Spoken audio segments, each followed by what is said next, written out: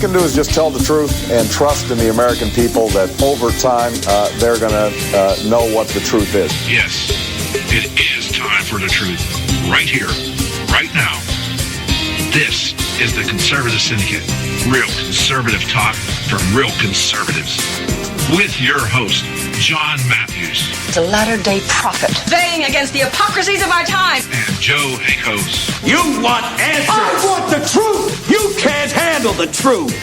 The Conservative Syndicate is comprised of some of the most informed pundits and activists available today. Together, we seek to tear down the imaginary wall, a separation between church and state through education, information, and engagement on the religion of politics and the politics of religion. And now, your host on the globally syndicated Conservative Syndicate, John Matthews and Joe Hakos. And how are we doing out there all across this great land of ours and around the world?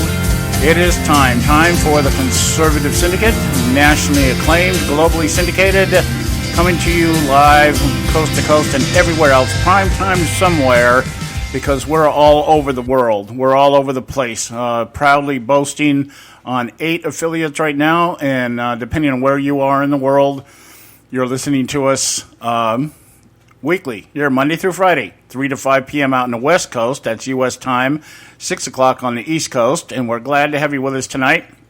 Start off the day by informing those of you who listen to the show just because Joe Hakos is on it. He will be off tonight. He is at a work function. He is, Joe, has been out of work for quite a while, a couple months now, well over a couple months. And part of his job is to attend functions going on at the squadron that he works at. He does computer technician work for the Air Force at a squadron down there in Florida. And he is obligated to go to one of their functions tonight. He hasn't been to one in a few months, and so he said, yeah, I think I better go.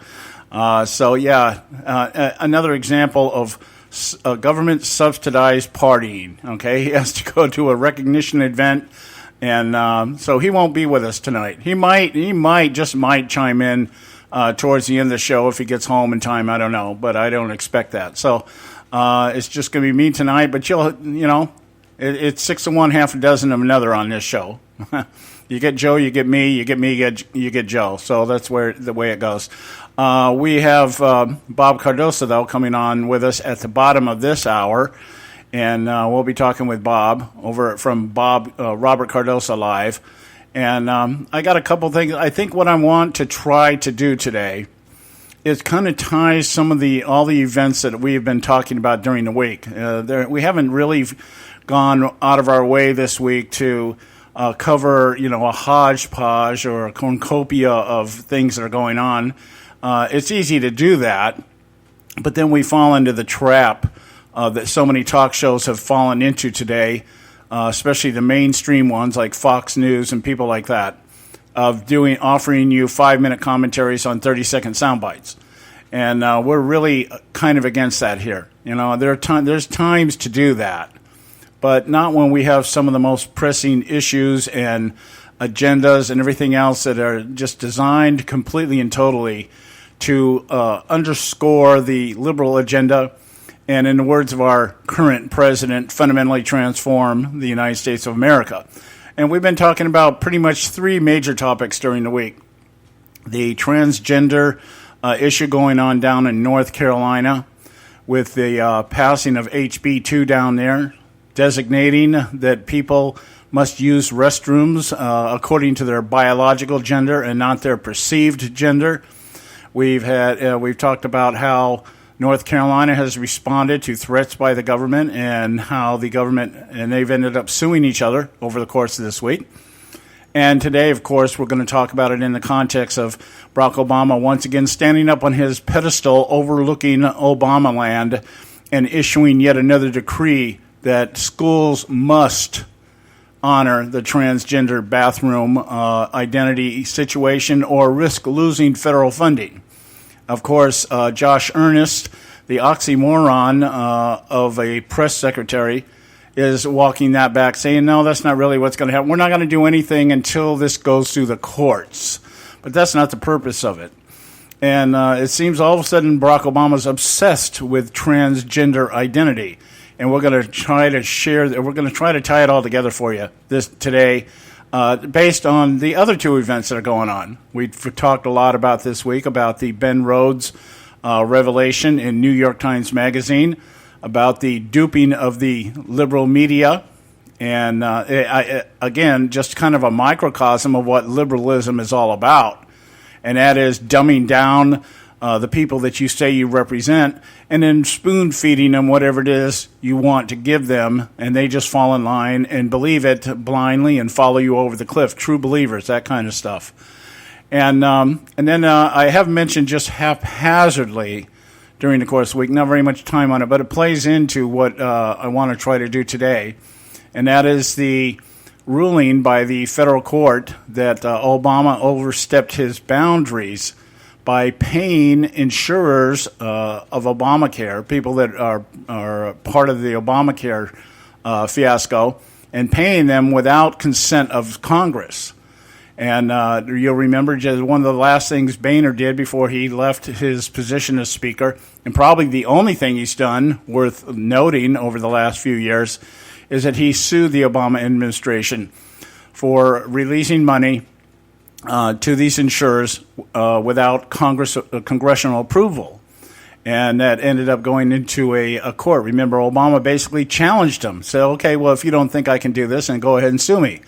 And so Boehner did, and federal court today ruled that Obama had overstepped his authority. So obviously this is another one of those things that will probably end up in the Supreme Court somewhere. So Ernest is saying, yeah, the Obama administration is threatening to pull funding, but we're not going to do it unless we end up, we got to wait for this thing to get through the courts, that kind of thing. So that it'll become, and all these things tie together. See, that's the key here. It's not that they all seem on the surface to be separate issues, but they do all tie together towards the one centralized manufactured narrative that comes out of the White House today, and will probably continue to come out of the White House should Hillary Clinton be lucky enough to, withstand or survive yet another scandal or another set of scandals that are coming out. I'm hearing about one now where they now are saying that $100 million have been embezzled from the Clinton Foundation, and somehow, mistakenly or not, ended up in the Clinton personal bank account. So we'll see how all that plays out as time goes on. But those are the three issues that we've kind of talked about during the week, some a little bit more than others. But I want to try to tie them all together because the transgender issue that is at the forefront now is just one of those issues that keeps resurfacing when it's convenient. And I want to talk about that today. So we'll kind of try to cover it within context. And if you've listened to me at all, when I'm flying solo, you know that sometimes I go off on different threads. But if you stay with me, there's a method to my madness, and I end up bringing it all around to a central point. And you'll understand why I sometimes seem like I'm just going off topic. But that's not always the case. I mean, there are times that happens, but when I'm kind of focused on this stuff today. So one thing I do want to do today, when we talk about Obamacare, and that's probably what we'll talk about first when we get back from our break here, is a personal story here that will illustrate to many of you what pretty much is just hyperbole right now in the media to a large degree. You have your critics on one side and you have your proponents on the other side, and people are saying, yeah, Obamacare is great, this, that, and the other. And this ruling today by the federal court is being played by the proponents of Obamacare as being just another attempt by the Republicans, of course, to oppress the poor and make them, drive them even deeper into the impoverished hell with which they survive and live and strive every day. And but I'm going to share with you a personal story today the missing pieces came together. And it will very, very nicely, I think, illustrate what has happened with the implementation of Obamacare, if you want to call it that. Let's say, okay, they're trying to implement it. They're trying to say it's the law of the land. They're trying to say it's working and everything else. But very frank conversation today with one of my wife's specialists the one who specifically deals with her diabetes, which had caused her to go into stage 5 renal kidney failure, which resulted in a transplant back in 2010, which has now put us in the offices of 6 or 7 specialists. A list of medication is about 15 or 20 different types of medication long.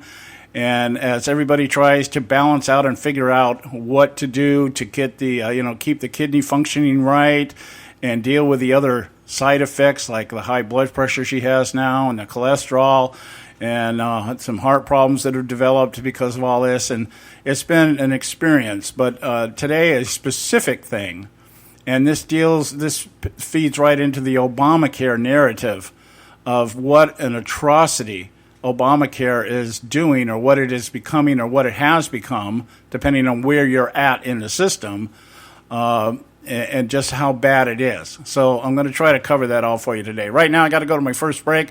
When we come back, we will get into today's festivities. Stay with us right here at the Conservative Syndicate. Don't go away. You can catch all our archives at theconservativesyndicate.net. The Conservative Syndicate. Real conservative talk from real conservatives.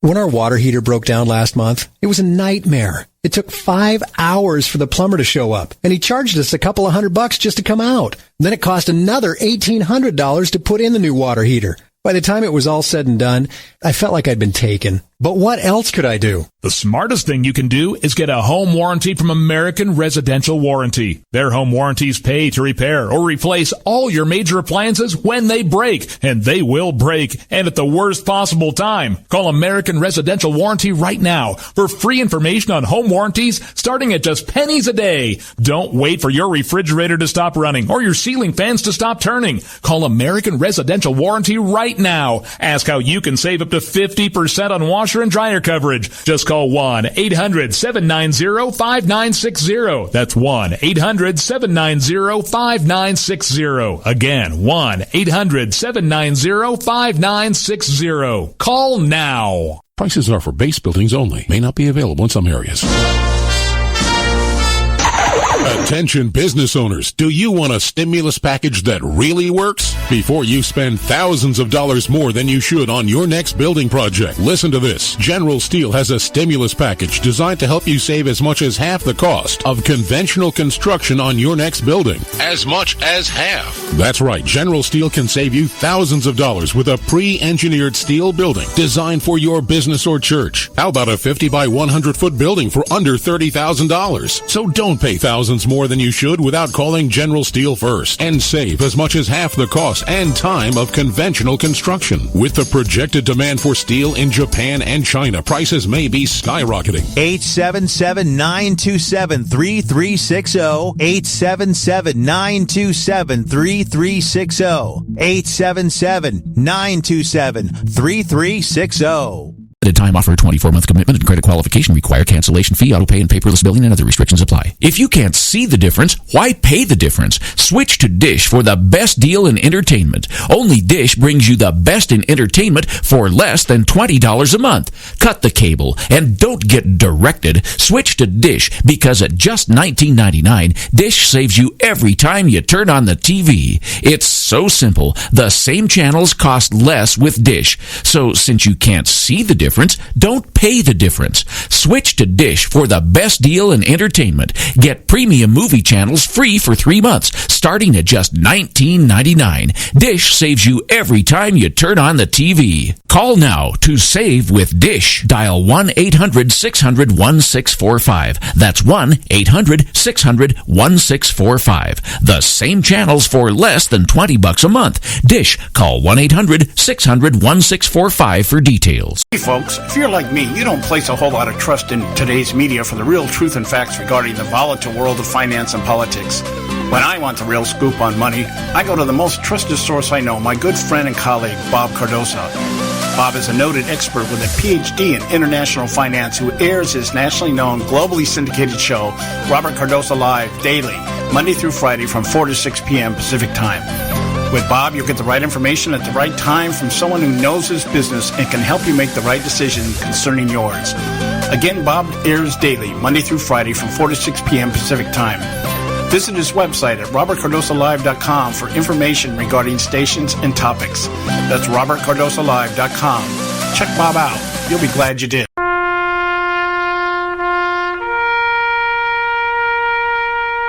Read something recently worth thinking about. It's the soldier, not the campus organizer, who's given us freedom to demonstrate.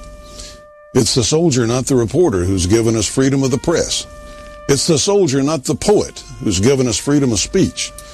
It's the soldier who serves under the flag, who defends the protesters' right to burn the flag. Isn't it time now to demonstrate that we support our troops?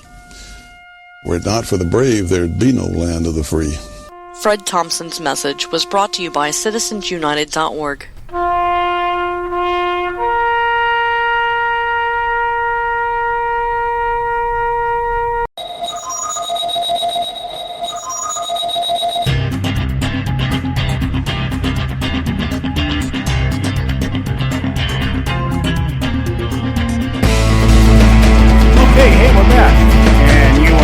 To the Conservative Syndicate, real conservative talk from real conservatives.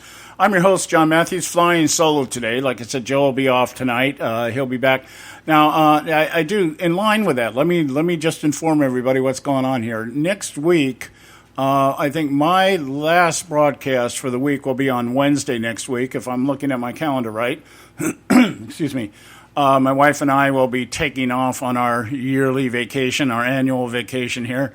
And we'll be gone for about 2 weeks.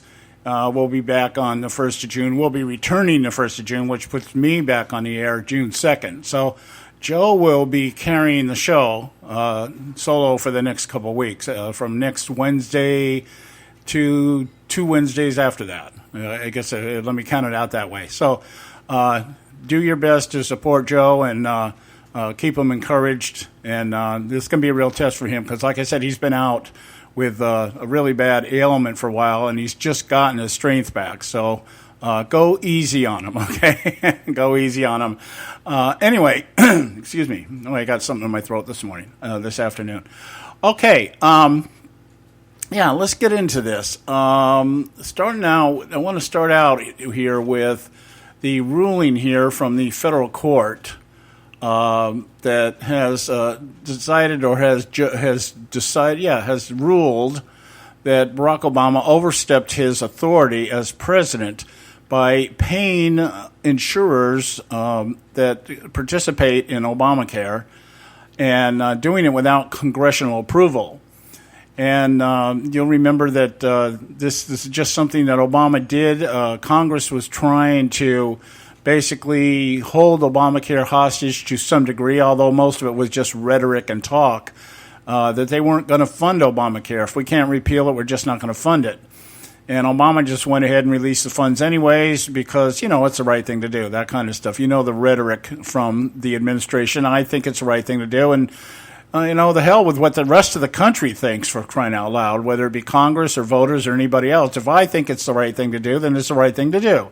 And you guys are all a bunch of idiots anyways. I don't know how this country functioned for 230 some odd years until I came along. That's the Obama attitude. So anyway, the federal court dealt President Obama and his health care law a major blow Thursday, which would be yesterday, ruling in favor of House Republicans who said the administration broke the law and trod on Congress's fundamental powers by paying Obamacare insurers without permission from Capitol Hill.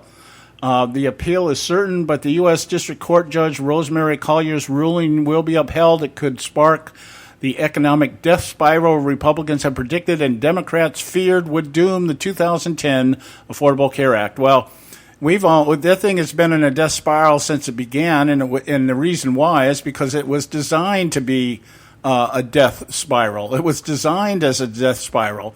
It was designed for the purpose of imploding the healthcare system and providing a means and a path by which the government could step in and say, for the benefit of everybody, we're going to take it all over, and let's put everybody on Medicare and Medicaid and turn it into a single-payer healthcare system. That's what has been the end game with Obamacare from the beginning.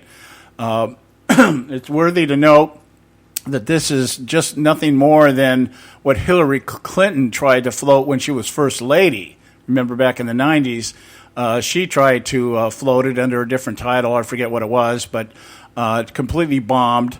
And it was stuffed away in the drawers until the great half-white, half-black Hope came into power and was able to resurrect it and tweak it a little bit and put it back out there as his legacy, the agenda or the legislation that would define his legacy, that kind of thing. And it was the first bill passed that was really instrumental in setting the path of this transformation of the United States that Obama has been on a tear implementing since the passage of the Affordable Care Act. Okay, so now Judge Collier said the administration violated the Constitution when it made cost-sharing payments to Obamacare insurers over the objections of Congress, which had zeroed out the funding. See, as I said, the Congress had tried to defund Obamacare, and he went ahead and paid the bills anyways. Okay, she said it was illegal for the administration to continue making the payments,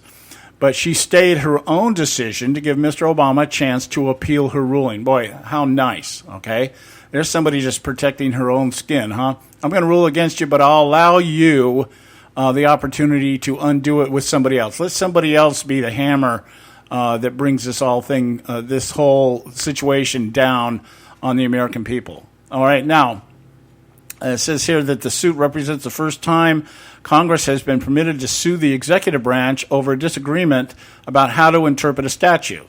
See, what it is Barack, that's not a true statement, by the way, but it is through the eyes and ears of the Obama administration, is that Congress is overstepping their bounds by telling the president, hey, you can't do that. You can't. You don't have our approval to do that. And Obama's saying, of course I do. They call it prosecutorial discretion, the argument that they're using on the immigration stuff. I'm the president. I've been sworn to uphold and execute the laws of the United States of America. And if I deem executing those laws happen to violate some other rules, then so be it. So be it. That's my discretion as president to be able to decide what laws to interpret, what laws to enforce, and which ones to set aside or not interpret or not enforce to the degree they're supposed to be enforced, whatever. This has been the whole thing, is that Congress has just been a speed bump for Barack Obama because, they come out and they do things and they say things and, this is what we're going to do, and then they don't do it. They cave or they give Obama what they want. Or in cases like this, Obama says, hey, sue me. And this is what I'm going to do, sue me. I remember that. I remember him coming out in the press conference and basically challenging John Boehner and saying, sue me.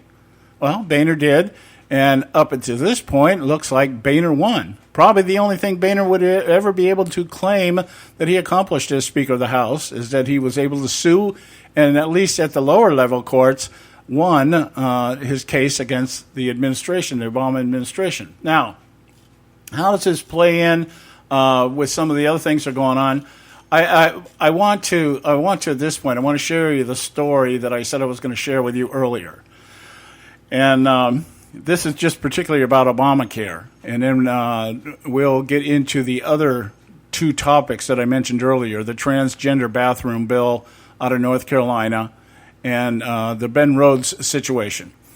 My wife has been, like I said, she had a kidney transplant in 2010. And since that time, when she had the kidney transplant, I was on a PPO. I had Blue Cross Blue Shield through my pension, which I have with the federal government. I'm a disabled retired DOD civilian civil service employee. And I retired, went on disability back in 1993 when I contracted Meniere's disease, which had led to deafness. And it's been a long time. It took me several years just to get to the point where I could actually do what I'm doing today.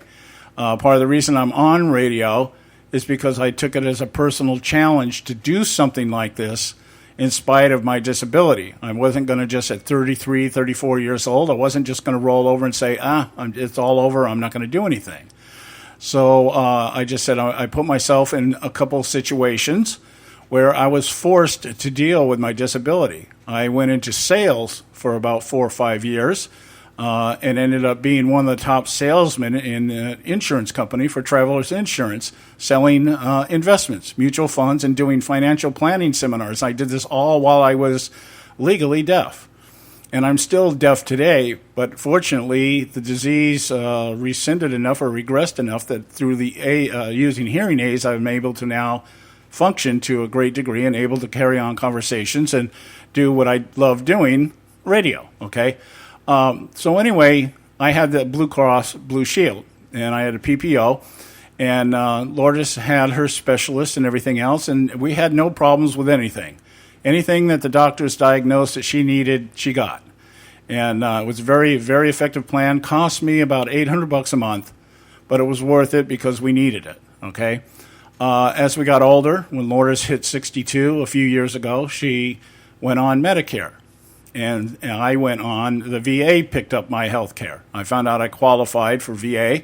So what I did was I rolled back my PPO with Blue Cross Blue Shield. I still have it, but I only have a very bare minimum coverage with it because the VA covers most of what I need and Medicare covers most of what my wife needs. But the trade-off with going from the PPO to Medicare, of course, is what you are now limited to. Medicare is very much like an HMO. If you've ever had an HMO, you are restricted to what kind of benefits you get, and you're restricted to the types of physicians or who the physicians are, who the actual physicians are. And HMOs have no legal obligation to make you better, believe it or not. That I can tell you that from firsthand experience. When I was going through my Moneris, when I first got it, I had an HMO, and they basically said, we're not required to make you well. What they're doing is they try to level out whatever it is you're going through, okay? It's a health maintenance organization. It's not a healing organization. So that's the trade-off here. When you go to a PPO, you have more freedom and you have more choices. It costs more, but you get more, that kind of thing. So anyway, here's the story. Last year, with the implementation of Obamacare, part of the plan that kicked in was having to do with the pharmaceuticals, the prescriptions, and the insulin that she was getting at that time. Our copay on that was $70 every 3 months. They would give her a 3-month supply of insulin, and our cost was $70 out of our pocket. Last year, the price changed to $700 a quarter, a 1,000% increase, okay? Went from $70 every quarter to $700 every quarter. Well, we're now both on fixed incomes, so we said, well, this is outrageous. How are we going to do this? And so what they did was they changed Lourdes' prescription to a type of insulin called 70/30. And what it basically is, because this type of drug is covered under Obamacare, what it was is a type of insulin that spreads out the use of insulin in the body. There's 2 types of insulin that the body needs. It needs what they call Leverix, I think is the name of it, Leverin or something like that. And that's for the spikes in between eating. You take that when you eat. You see people have diabetes, they eat and then they have to take a shot. That's to keep your insulin doing what it's supposed to do. The sugar doesn't shoot up. And then they have another one called Novelin, I think it's called. And that they take in the evening for the long period of time that the person is not eating. And it's supposed to help stabilize. Okay, so this 70/30 is a combination of the 2 drugs. And it's time release, that kind of stuff. So we thought, they said, yeah, this is covered under the plans. You don't have to worry about it. Okay, so we did that. Well, last week we get test results back. My wife has to go and get blood tests every 3 months and go see her specialist. And we find that the kidney that she has, which at one time was operating perfect, there's been a little decrease in the activity. And so we got concerned. They said, yeah, there's changes in the way the kidney's functioning. We immediately put 2 and 2 together, and I said, I bet you it's the insulin. And at that point in time, to this morning, we went to talk to her doctor, and I presented to her doctor, what's the deal here with this type of insulin? And what she explained to me was atrocious. It was atrocious, and I'll probably have to wait till after our next segment here. I hate to leave you hanging here like a bad soap opera, but we're at the bottom of the hour now, and we got Bob Cardoso coming on with us in about 5 minutes. So I'll leave it there, and we'll pick it up later after our segment with Bob. Stay with us right here at the Conservative Syndicate. Don't go. State Talk Radio, WRS Cleveland. Hey, I'll make you a deal. Give me 60 seconds, and I'll give you directions to the Fountain of Youth. Okay, I'm joking. Well, kind of joking. No fountains, but youth, I got. Nature's Youth and their premier anti-aging product, Nature's Youth RSF. With your sensible diet and exercise plan, Nature's Youth RSF can help you look and feel better. RSF is an all-natural amino acid supplement that supports your body to naturally increase HGH levels without any synthetic hormones. And elevated HGH levels can contribute to increased energy, improved libido, reduced body fat, and improved exercise capacity. Let's be honest. Who doesn't want to look and feel younger? Visit the newly designed website at naturesyouth.com or call 800-333-6923. That's 800-333-6923, and like them on Facebook, and you'll be included in contest and exclusive offers. What a deal. Oh, speaking of deals, my time's about up. 800-333-6923 or naturesyouth.com. Who needs a fountain anyway? Call today. Extend your life with Extendovite. When I had a heart attack at 42, I was not sure what the future held. But a year later, the doctors could find nothing wrong with me and took me off all my medication. What did I do? I took a herbal mixture of garlic, cayenne, and a few other herbs mixed in liquid form. I now call this Extendovite. I would have never believed that a few simple herbs could actually change my life like they did. Now it's your turn to see what the powers of garlic and cayenne can do for you. For only $69.95 plus shipping and handling for a 2-month supply of either capsules or liquid, you too can begin on your path to better health. For more information, call 1-877-928-8822. That's 1-877-928-8822. Or visit our website at heartdrop.com. Extend your life with Extendovite. I've owned my company for 14 years now, and I can tell you that payroll is a 4-letter word. I hate doing it. It eats up hours I don't have, and it costs me money I could be saving. But my accountant's too expensive, and I'm not sure who to call, but I know I need help. We're Paychex, and we take all the hassles out of small business payroll. We save you time and money. It's easy. Call, fax, or give us your payroll information securely online, and we take care of the rest. We calculate the correct taxes, manage payments and direct deposits. We even send out your checks. Payroll doesn't need to be a 4-letter word anymore. We're so sure that we can save you time and money that we'll give you a month's payroll free. Just for calling 877-663-3830. Get 1 month's payroll for free. Call Paychex right now. 877-663-3830. That's 877-663-3830. Do you use the blue pill to charge your sex life? Have you been thinking about trying the blue pill? What if we can promise you the same results for less than $3 a pill? If you're paying $20 a pill for the other pills, you're getting taken to the cleaners. Our pill delivers the exact same results for less than $3. We'll do the math for you. You'll save more than $16 a pill for the same results. Want more? We'll give you 40 blue pills or 40 yellow pills for $99 and add 4 more pills free. You save more than $500. You don't have to be a rocket scientist to know what to do next. You need to call and get your 44 pills for just $99. Stop overpaying for the other blue pills. Call us and start saving a ton of money for the exact same results. Ordering is fast and easy with your pills delivered to your door in a non-marked package. 800-814-5188. 800-814-5188. 800-814-5188. That's 800-814-5188. Hey, Bugsy, you hear the news about Vinny? Yeah, it's a real shame he owed money to the IRS and they finally cut up with him. Just like Al Capone. If the IRS can get to Capone, imagine what they can do to little old Vinny, huh? Poor cat, he was on top of the world, then bada boom, bada bing. What Vinny needs now is an offer he can't refuse. Hey, you got a tax problem? Does the IRS claim you owe them a bunch of dough? They can get you too. So call the tax relief line now and learn if you qualify to negotiate your $10,000 plus IRS tax debt for up to a 75% savings. Don't be like Al or Vinny and get busted. Make this free call now. Learn how you may be able to pay the IRS less. Call now. 866-657-8474. 866-657-8474. 866-657-8474. 866-657-8474.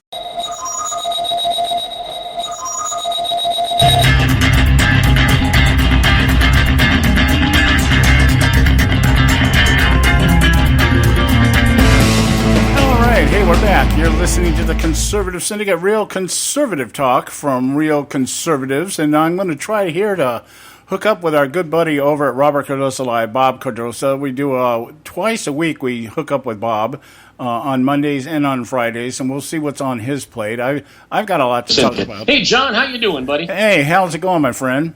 You know what? Going terrific. I mean, terrific. I got to tell you, I am so excited today that it's unbelievable. Matter of fact, hey, Joe, are you out there? Oh, no, Joe's not here today. He had a work obligation that took him off the air today. But what are you excited about? I'm excited because for the next 2 weeks, Joe and I are going to have an opportunity to subvert your entire broadcast. We are going to be able to either run it into the ground, or we're going to build your listenership, or God only knows what kind of damage we can do for the next 2 weeks. Well, just remember, I know where you live. Listen, what a great opportunity, Europe. Where are you headed out to? Yeah, see, and I won't drive out to Florida to find Joe, but you're less than an hour away from me. So. Well, you know what? I would never do anything to hurt you. I care about you too much. So I know. I get that. Yeah. I get that. You know, some of my friends here in our chat room, I sometimes wonder, but Yeah, boy, I'll tell you a lot of stuff. Oh, man, going on in the news. I'm sitting back and I'm thinking to myself, John, here we have Donald Trump going to Washington, D.C. to try and cultivate some kind of a relationship with the good old boy network, and we're trying to decide who's more important to who. You know, Donald Trump needs the good old boy network because he needs to get those voters to come behind him if he wants to get into the White House, and the good old boy network needs to have Donald Trump be successful if they want to get into the White House and not lose a Senate majority. And then we sit back, and if you don't like Donald Trump, well, you only got one other choice, really, and that's Hillary Clinton, unless she gets indicted and then Bernie Sanders gets in there, and God knows what we'll do. Well, I actually see it a little bit differently than you do. I don't. I knew you would.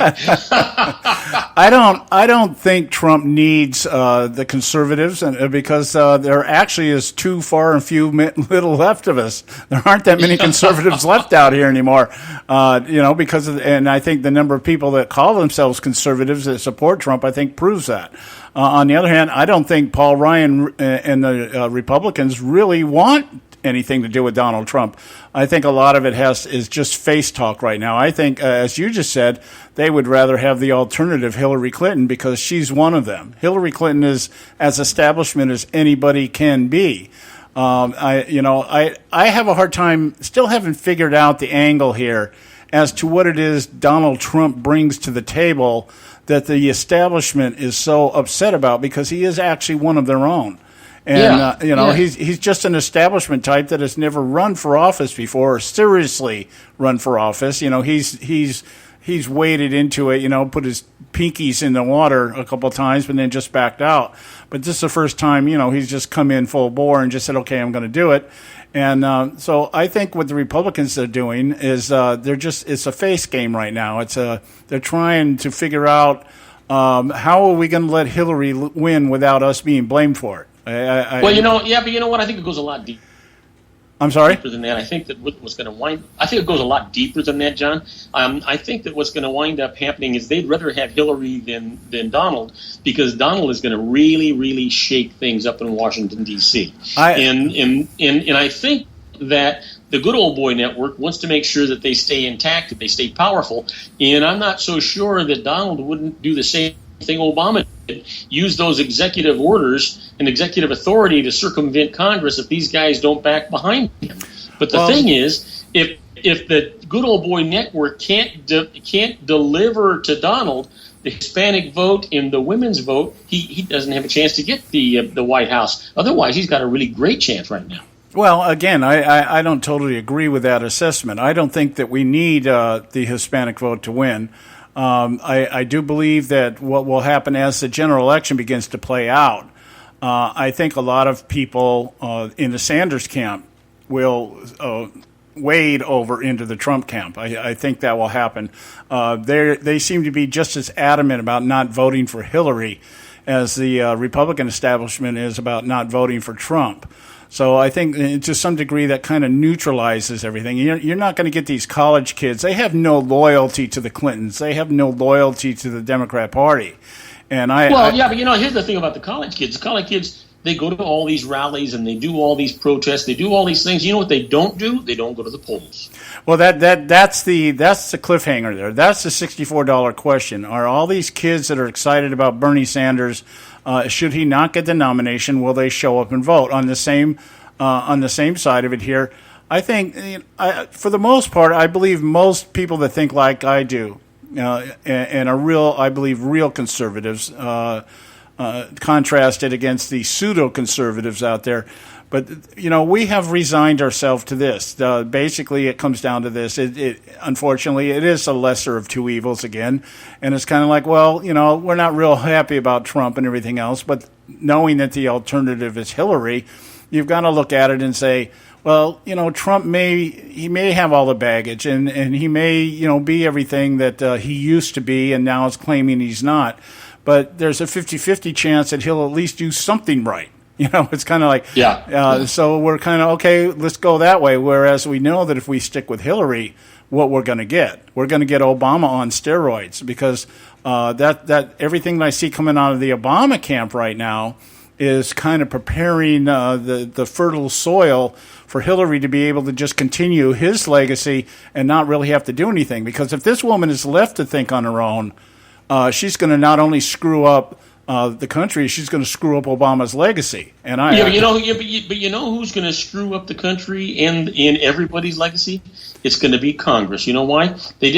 Congress didn't do anything for the last 8 years to move our country forward, and if Hillary gets in, they're not going to do anything for the next 4 or 8 years, and they're already kind of indicating that if Trump gets in, they're not going to do anything for the next 4 or 8 years. Where the heck are we going to be if we can't get Congress to start doing their job and at least finding some positive way to move or inch ourselves forward? Well, I'm hoping that should Hillary get into office, that Congress doesn't do anything.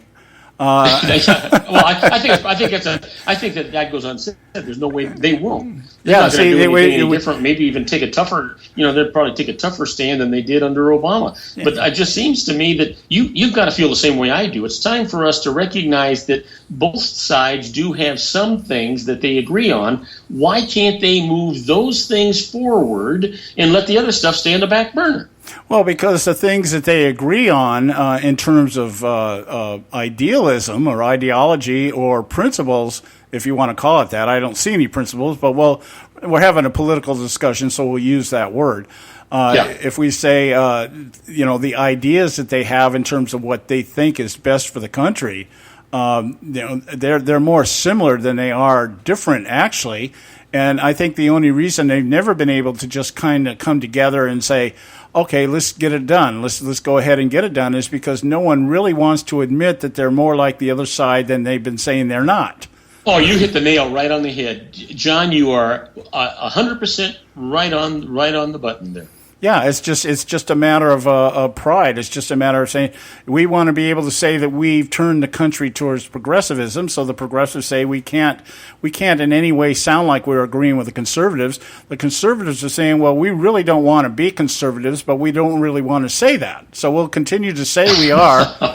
We'll continue to say we are. Why we just give little by little. We give up inches and inches, and then feet, and then yards, and then miles, and then the whole time we'll just keep telling everybody, no, we're actually conservatives. Well, you know what? If the Pope can say that women can do priestly things now, why can't the Republicans and Democrats agree that they can do things that are progressive for our country? Well, it's because of the terminology. See, we live in a buzzword world where the wrong word said the right way or the right word said the wrong way is completely taken out of context. And, like this whole thing with the transgender stuff.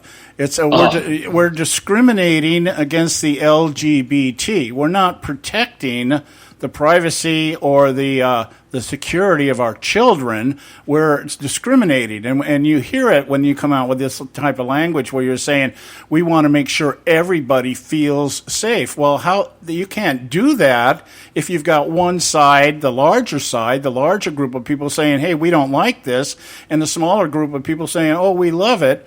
How do you equate that? That's because if you stand on the side that opposes something like this, then you are the bad guy. You are the one that needs to be re-educated, and you're the ones that need to be retrained in the progressive ideology of anything that anybody does is okay as long as it doesn't hurt anybody else kind of mentality. So there's a whole train of thought that goes behind just the buzzwords out there, what they throw out there, and that becomes the issue. The buzzword becomes the issue, not the issue itself. And so I heard that. It's just it's demeaning to everybody involved. This thing with kids is all about we're not discriminating against LGBT people. We're just saying we don't want our kids in the bathrooms with them, and even that is not the case. What we're saying is that something like this can allow predators to use it as an excuse to gain access to these bathrooms. It's about the predators out there. It's not even about the homosexuals or the transgenders. Yeah. It's about other people. You're absolutely right, John. You're absolutely right. Okay. Hey, listen, we've got to take a break. We'll be right back with John Matthews and the Conservative Syndicate simulcast right after. You can catch all our archives at theconservativesyndicate.net. The Conservative Syndicate. Real conservative talk from real conservatives.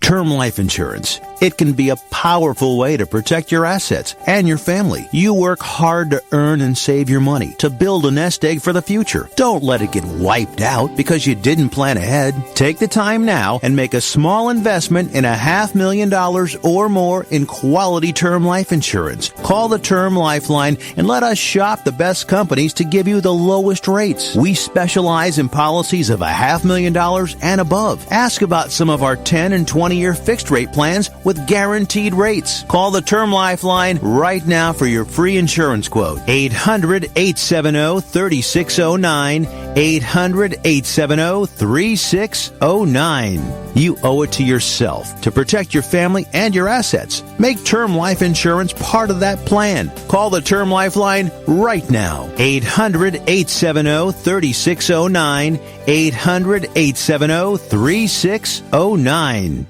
Hey folks, if you're like me, you don't place a whole lot of trust in today's media for the real truth and facts regarding the volatile world of finance and politics.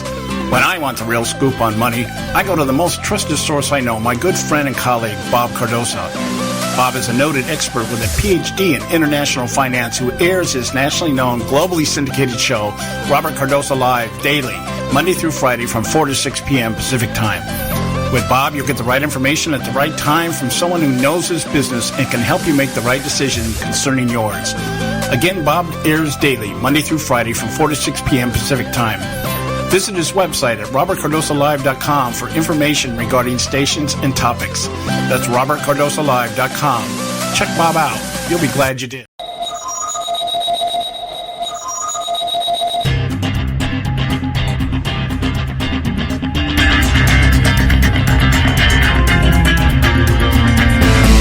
Hey, we're back. You're listening to the Conservative Syndicate, real conservative talk from real conservatives, and we're going to get right back over here with our good buddy Bob over at the Robert Cardosa Live show. He's doing simulcast right now, live, just as we are, and we hook up like this. In the Conservative Syndicate. Hey, John, you're back. We got this timing down. Yeah.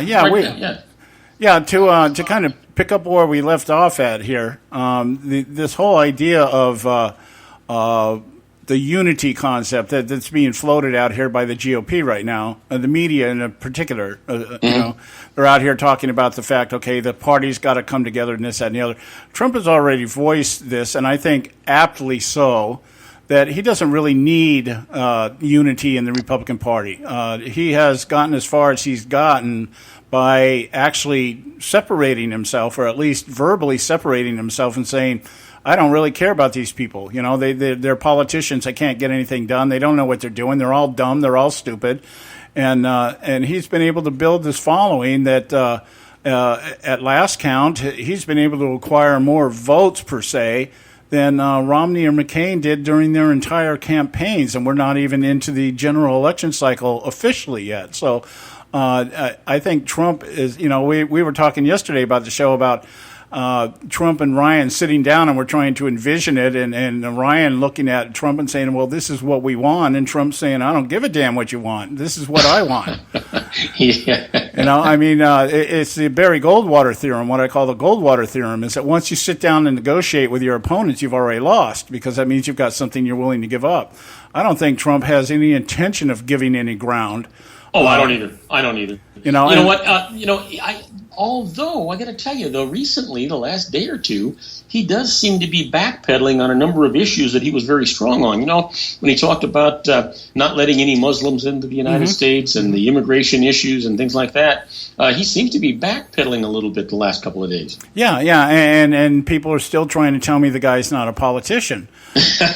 What he's doing is he's banking on the fact that there are enough dissatisfied voters on the left that he's going to be able to come in, walk back some of his comments, soften it up a little bit, and he'll be able to drag in some of these Sanders supporters. Well, you know what it is, John? He didn't really think he could get this far. Now that he is the nominee for the GOP, he's got a chance he could win the White House. He knows, hey, I got to soften up. I got to change my story. I'll never get in there this way. Well, if he was smart, what he would do at this point is say, I agree with Bernie Sanders. Let's give everybody free education. Yeah, you know what? He's probably going to name Bernie Sanders as his VP. Yeah. We'll put Bernie Sanders in charge of the Department of Education. Yeah. You know.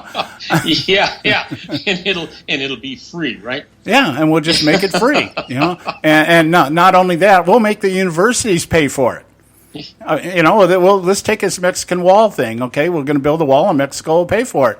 We're going to have better trade, and China's going to pay for it. Everybody else is going to pay for the great deals that we get. So let's just go to the universities and say, hey, all that money you've been banking all these centuries, you're going to pay for the education of these kids. You know, that kind of thing. I think he's going to call Vladimir Putin and ask him if he'll pay for the general election campaign. Oh, it could come from anybody. It could come. You know, if he was smart, he'd be kissing up to Benjamin Netanyahu. That's who he said. Oh yeah. But anyway, I don't expect that. The only issue, the only leverage I could see that the Republican Party might have with Donald Trump is in terms of funding his campaign. He's no longer self-funding. He is now. I think the object in his train of thought, his campaign was, I'll self-fund myself through the primary, but once if I make it to the general election, then okay, we're going to start doing the political game. Because one of the things we've been reading about here is the amount of money that was being dumped into the Cruz campaign is now being funneled over to the Clinton campaign. Whoa, really? Well, you know what? I personally don't have a problem with him trying to raise money. They're saying he needs over $1 billion for his general campaign, and the truth is that he got a long way with the way that he did it. I think that at this point, if he is going to be the candidate for the GOP has to step up and support him. Well, I agree. You know, it's like we can't be doing this 200 plus years or the 160 years that we've had the Republican Party and saying, you know, as John Boehner was saying when everybody thought Trump was going to be removed and we were going to end up with Jeb Bush or Marco Rubio. And it was like, well, you know, back then they were calling on Trump. Well, you know, this is the way we do it. You got to back the candidate that ends up winning. And now they're trying to walk it back because neither one of their people got in, and now it's all Trump. And he's saying, well, wait a minute, back here you told me we're going to back the candidate, and now you don't want to do it. So the politicizing of all this stuff is just the shiny object that everybody's paying attention to while they start ironing out the details. And the details are, what are you going to give us? The establishment's sitting here going, basically, Trump, what are you going to give us in exchange for us finally coming out and saying we're going to support you? Now, if Trump decides that he doesn't really want to go that route, he may do it behind closed doors, but in the public arena, he's going to continue doing what he's doing. He would be a fool right now to change that. It's a winning. It's a winning strategy the way he's got it going now. But see now he can't walk away from it. Now that we're coming into the general election cycle, he's not going to get all that free airtime without at least some of it going to the other side. Matter of fact, because of the law, an equal amount has to go to the other side. Yeah, and I'm starting to see some of the changes. I've been actually,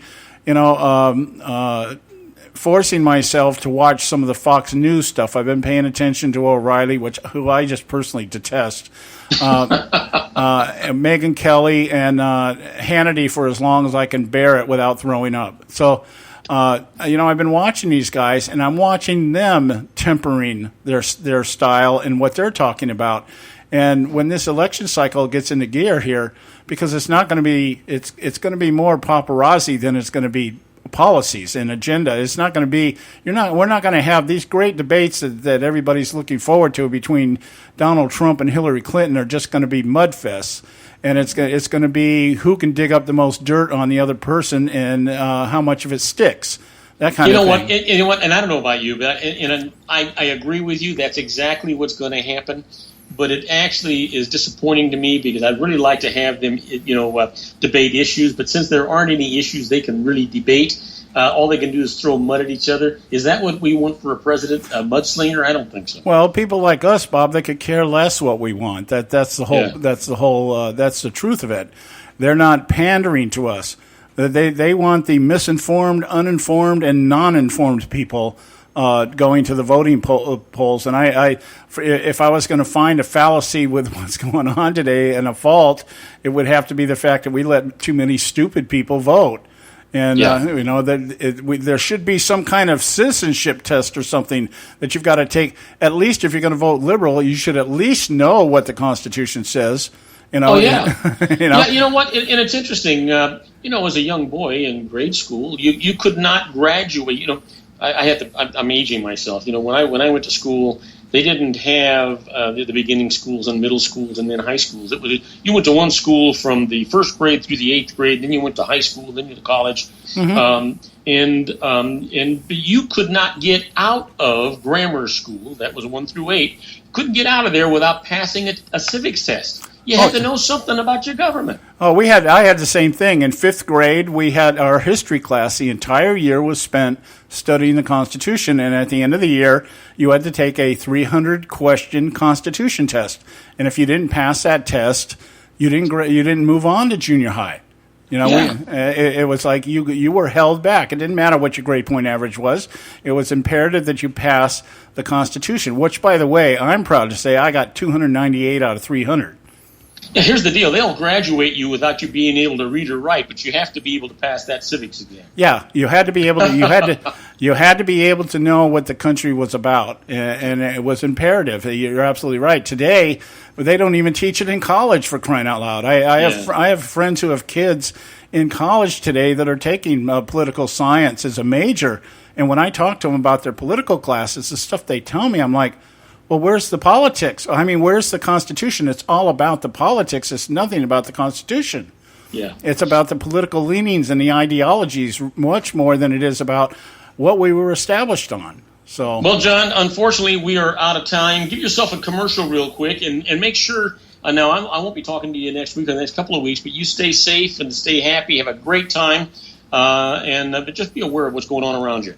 Yeah, we're going over into some of the red zones over in Europe, so I may be staying on the ship most of the time to stay away from the suicide bombers or whatever. But just visit us at theconservativesyndicate.net, and you'll find everything you need to know about our show, and that's all you got to know, theconservativesyndicate.net. Have a great time. Take lots of pictures, and let's talk when you get back. Let's have lunch or something. All right. God bless. We'll talk to you later. All right. Same to you. Take care. Okay, guys, it's time for the Edwards Notebook. We'll pay some bills, and then we'll get back to my story and then how this all fits in to the big picture that we've been discussing all week. Stay with us right here at the Conservative Syndicate. As Americans prepare to make a choice, may the wisdom of God guide us. Hello, I'm Ron Edwards. On today's page from the Edwards Notebook, when America was conceived, founded, and then firmly established by the Founding Fathers, they relied heavily upon what they dubbed as providential guidance. In fact, the first president of this great republic, George Washington, frequently prayed for wisdom to lead him and the rest of the Revolutionary War heroes in the quest to establish freedom from British tyranny with liberty and justice for all. The founders understood that in order for America to remain the land of the free and home of the brave, that the people would have to be connected to God and rely on His providential guidance. They understood that if sovereign individuals remained self-controlled via the influence of our Creator, then we, the people, would not be burdened by an abusive, overbearing nanny-goat government. We can no longer ignore the negative cause and effect of America allowing progressive bigots to ban God and His positive influence upon our republic. If America is to be great again, she must first reconnect with the great I Am. I'm Ron Edwards. Blowing away the myths and revealing the truth. You can continue to blow away the myths with Ron Edwards on Facebook, Twitter, and theronedwards.com. You can catch all our archives at theconservativesyndicate.net. The Conservative Syndicate. Real conservative talk from real conservatives. When our water heater broke down last month, it was a nightmare. It took 5 hours for the plumber to show up, and he charged us a couple of $100 just to come out. Then it cost another $1,800 to put in the new water heater. By the time it was all said and done, I felt like I'd been taken. But what else could I do? The smartest thing you can do is get a home warranty from American Residential Warranty. Their home warranties pay to repair or replace all your major appliances when they break, and they will break, and at the worst possible time. Call American Residential Warranty right now for free information on home warranties starting at just pennies a day. Don't wait for your refrigerator to stop running or your ceiling fans to stop turning. Call American Residential Warranty right now. Ask how you can save up to 50% on washer and dryer coverage. Just call 1-800-790-5960. That's 1-800-790-5960. Again, 1-800-790-5960. Call now. Prices are for base buildings only. May not be available in some areas. Attention business owners, do you want a stimulus package that really works? Before you spend thousands of dollars more than you should on your next building project, listen to this. General Steel has a stimulus package designed to help you save as much as half the cost of conventional construction on your next building. As much as half. That's right, General Steel can save you thousands of dollars with a pre-engineered steel building designed for your business or church. How about a 50 by 100 foot building for under $30,000? So don't pay thousands more than you should without calling General Steel first and save as much as half the cost and time of conventional construction. With the projected demand for steel in Japan and China, prices may be skyrocketing. 877-927-3360. 877-927-3360. 877-927-3360. Folks, if you're like me, you don't place a whole lot of trust in today's media for the real truth and facts regarding the volatile world of finance and politics. When I want the real scoop on money, I go to the most trusted source I know, my good friend and colleague, Bob Cardoso. Bob is a noted expert with a PhD in international finance who airs his nationally known, globally syndicated show, Robert Cardoso Live, daily, Monday through Friday from 4 to 6 p.m. Pacific Time. With Bob, you'll get the right information at the right time from someone who knows his business and can help you make the right decision concerning yours. Again, Bob airs daily, Monday through Friday from 4 to 6 p.m. Pacific Time. Visit his website at robertcardosolive.com for information regarding stations and topics. That's robertcardosolive.com. Check Bob out. You'll be glad you did.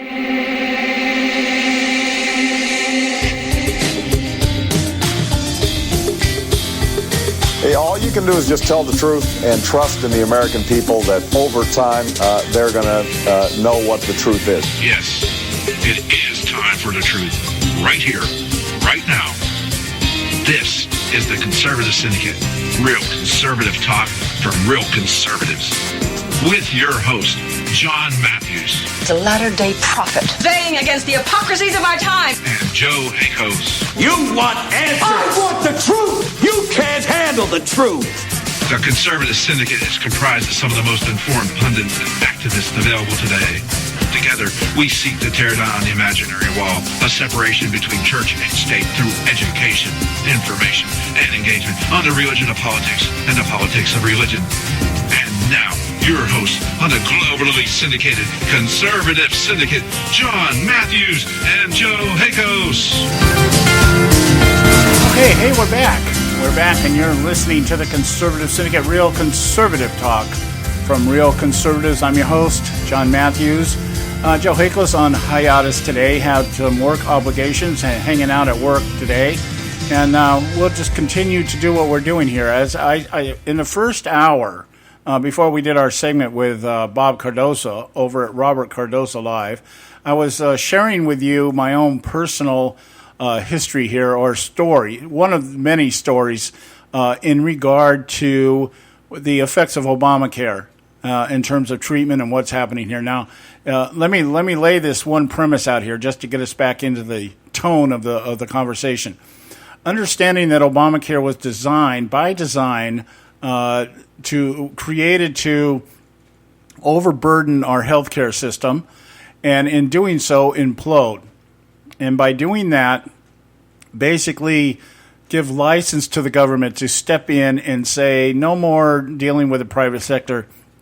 We will we'll contract the private sector, the institutions out there, and put them under government jurisdiction and everything else. But the point being is that everything will be morphed or transformed into a single-payer system.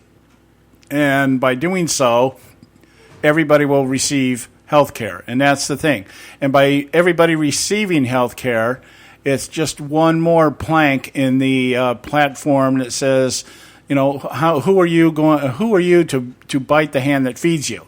You're not going to bite the hand that feeds you. The more people we can get on government programs, and the more people we can get enslaved to the government, the easier it is to control. And if you've read things like the Communist Manifesto and things like that, you know that that's one of the planks of communism, is to be able to get a collective assembled that rely on the government for all things. So, that's why Bernie Sanders is so popular. He wants to give the youth free college education. Taxpayer subsidized. He says the government's paying for it, but as taxpayers, these kids don't know that it's actually going to be their parents paying the bill, and the parents apparently don't know either. I don't know, or they don't, or they think perhaps that the bills will be reduced rather than increased, whatever. Okay, so anyway, the premise with Obamacare is basically to force the nation or our republic into nationalized health care. That is the objective. That's the end game. That's what allows the Obama administration to stand before their respective teleprompters and continually lie to the American people that Obamacare is working the way it was designed. Well, it is working the way it's designed, but see, you have a different idea of what that means than what they mean. They're not lying to you. And, we listen to them and go, oh, they're lying. No, they're not lying to you. It is working the way it was designed. It was designed to overburden the healthcare system and implode and allow government to come in and nationalize. So it is working as it was designed. Now, I was talking about the fact that when I first started working for civil service, I worked, our healthcare was covered under what they called the mail carriers benefit program. And it was an 80-20, a straight 80-20 HMO. They paid 80%, you paid 20%. When I retired, or when I went on disability, excuse me, when I went on disability, I switched over to a PPO, and most of my pension actually went to pay for that. I'll disclose this. I was getting $900 a month on a Department of Defense disability, and $800 of that was going to pay for health care. Well, that was okay, because after I went through the surgeries that I had to go through and the rehabilitation process and everything, I was able to get back into the workforce. And by getting back into the workforce, I was able to start bringing money back into the house. My wife worked a couple of jobs in the meantime, so we struggled through about 4 or 5 years, but we got through it, and we got ourselves reestablished. When I went on disability, I got the PPO, and fortunately I did that because my wife ended up needing it when she had her kidney transplant. Now, she ended up going on Medicare a few years ago, and I went to the VA, and the VA covers all of my health care now, and I have to say that the VA that I'm dealing with is pretty good. I've not had any problems with all. They are great at what they do. I know there's a lot out there that don't, but I feel blessed that we have one that does. So having said all that, as I said last year, we found out that her insulin went from a $70 copay to $700. And so when we started questioning that, they said, well, we can put her over on these different drugs, and they call it 70-30, and it takes the what they call it, Leverin and Novolin or whatever, and they combine it into one drug, and it's kind of like a time-release thing. 30% of it activates right away to control the spikes, and the other 70% of it is a long duration, 12 hours. She takes it twice a day, that kind of thing. So anyway, we get our blood test back 2 weeks ago, and it shows that her kidney, which up until this point had been functioning perfect, there was a drop in the functionality. Not a major drop, but noticeable. It was measurable. And so we go to her specialist, and with the specialist, we say, well, what's the deal here? And so they're starting to try to figure out what's going on. And in the process of all that, what we discover is that one of her doctors, we end up going to her main practitioner, who tells us that what's happening here is that during the middle of the day when she has lunch, there is no Leverin coming into her system to help control the spike that happens after a diabetic eats, because it's all been expended by then, and she's just the 70% is still working, but what she needs for that spike is not working. It's dissipated. It's no longer there. And I'm like, so what do we have to do? Well, she should be taking insulin in the afternoon, this Leverin type of insulin. And I'm like, well, we can't get that because Obamacare, which Medicare falls under, does not pay for that. So he said you could get it, but you'd have to pay for it, which now we're talking about the $700. So I'm going to take a break here. This is a short segment here. I'm going to take a break when I come back, and I'll explain to you what happened when I talked to the diabetic doctor today, and it'll give you a very clear understanding as to what the deal is with Obamacare. So stay with us right here at the Conservative Syndicate. Don't go away. We'll be right back. Today on Moments of Madness.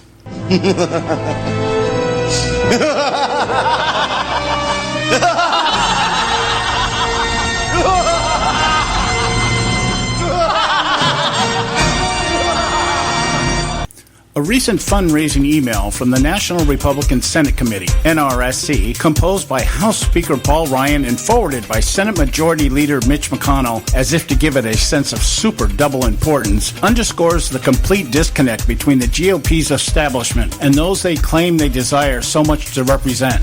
The same can be said of their liberal colleagues on the left. Senator McConnell once again attempts to sway registered voters to support the GOP majority by reciting its far too predictable incantation. Without Republican leadership in both chambers of Congress, conservatives will not be able to pass the policies necessary to get our country back on track and restore the American dream.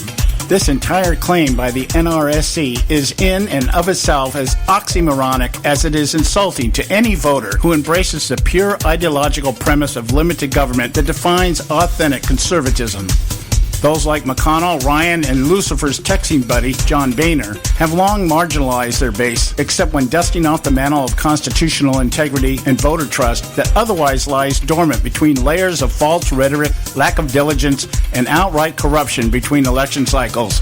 Truth is, today there's absolutely no representation by any true Republicans any more than there is any evidence of leadership by any conservatives in both chambers of Congress.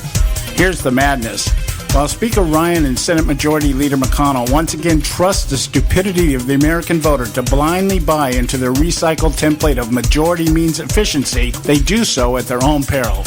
The presumptive nomination of Donald Trump, as well as a hangnail of the DNC, Uncle Bernie, indicates an oncoming tsunami of a dissatisfied, disenfranchised, ticked-off electorate who are not only ready for change, but ready to raise our entire system to the ground through a scorched earth strategy, complete with protests and riots that resurrect memories of the Weather Underground and Black Panther Party. There is indeed a unification of electoral allies forming, but these groups are not user-friendly towards each other or the establishment stalwarts that roam the halls of Congress. Donald Trump has incited a huge segment of the silent majority that makes up middle America that is so incensed at a government so intent on saving itself at the cost of our republic, they willingly line up for hours to listen to Trump's isolationist doctrine spewed under the brand of Make America Great Again. Even voters who once ranted religiously about vetting candidates that reverently follow principles of conservatism now line up behind their great orange hope, the Pied Piper of populism, prepared to walk off the cliff, completely blind they are embracing one of the main players who has helped orchestrate our current state of demise. In the words of Democratic pollster Mark Malman, Bernie Sanders is posting Kim Jong II-like numbers among young people, and those are people with no connection or loyalty to the Clintons whatsoever. Yet the DNC establishment, like its more than moderate counterpart who only physically occupies the right side of the aisle, also believe this demographic will eventually fall into line next to their already marginalized minorities, soccer moms, and Hollywood celebrities.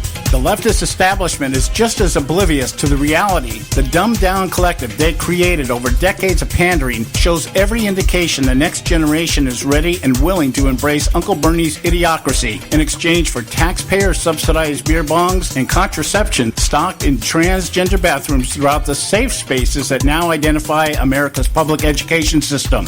Yes, the disconnect between both establishment and the electorate they claim they represent is as obvious as an Obama photoshopped birth certificate to the discerning eye. It reminds me of the conversation between teacher Richard Vernon, played by Paul Gleason, and janitor Carl, John Capellos, in The Breakfast Club. Hey, Carl, you think I give one rat's ass what these kids think? I said, you think about this. When you get old, these kids, when I get old, they're going to be running the country. Now, this is the thought that wakes me up in the middle of the night. That when I get older, these kids are going to take care of me. I wouldn't count on it. To echo Carl's observation, neither should we. Yes, there is change in the air. We the people sense it and hear the call to do something, anything, no matter how reckless. On the other hand, the elites who have been ignored by us too long sense it also, but don't have a clue to just how close their world is to total upheaval. Somewhere in between hangs our republic. Maybe we need someone to send them an email reminding them who they are and what they're supposed to do. I wouldn't count on them reading it, though, or doing anything about it. This is John Matthews for Moments of Madness.